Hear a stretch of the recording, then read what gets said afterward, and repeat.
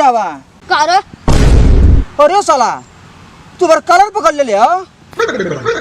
जब तो के मालूम हो कि गांव के एगो दबंग लड़का जिम करके आवत हो तो ओकर नमस्ते करे के चाहिए। सार कना ई तोरे नहीं हीरो के मारना जीरो बना के। सुन हमसे टेढ़ मत बोल जल्ले कि नहीं अबे बित्ता भर का नारे बे जीवन चमचा के नाच के गिर जी भाई यही जे एकदम। का करबे? अरे साला तने हे कर देखबा। अरे हमके बोल बे हैं रुका हम जा दे अपने दोस्त के बुला के ले आओ दे। जे अपन दोस्त के बुला के ले गया ससुर तना मारे बुला के फाड़ जी भैया चल चल। अबे कहाँ आवस तो उनका अरे कलिया गोइल नहीं तो उनकी स्कूल भेजला सा। अरे तू उनकी स्कूल में का साला गुंडागर्दी बतिया तो सुन से। हाँ तो अभी हमके जानता ना हम सुकुल तो कहाँ आवस हो आइया सुना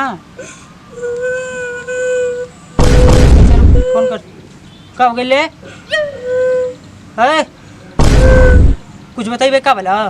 हम ज्यादा बिलवा गए के मल्ला रास्ता में काहे के ओई गने वो कितना पावर बढ़ गला नल मारे चड्डू निकाल के ओके पैंट खोल के मारे जा। हां चल जानत हो भैया कल यहाँ हो तो रमी जिम के बरसवा में 4-5 हो रहूँ सो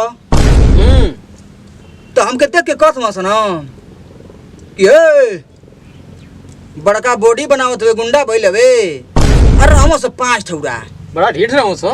अब भैया हमके पड़ गए गुस्सा। और ये नहरिया में इतना गिरा के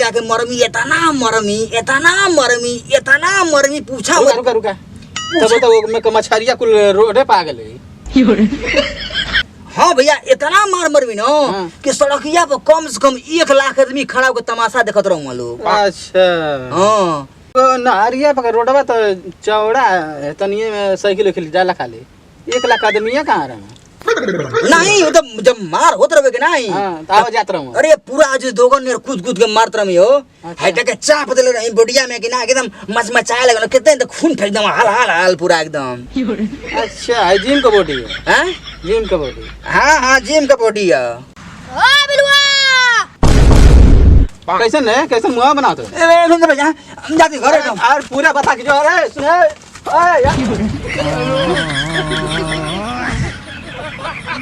अरे सरवन से पंगा ले तो बड़ा महंगा पड़ गई ले। आई पकड़ ऐसे मारे अरे बाप रे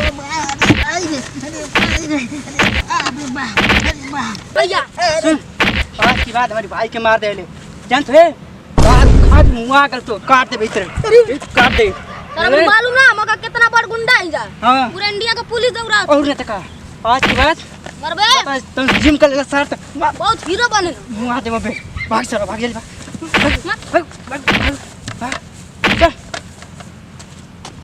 अबे का भइल तोर पीछा हम दौड़त नहीं कैसन मारत रहल से तोके कैसन मुंह बनौले रे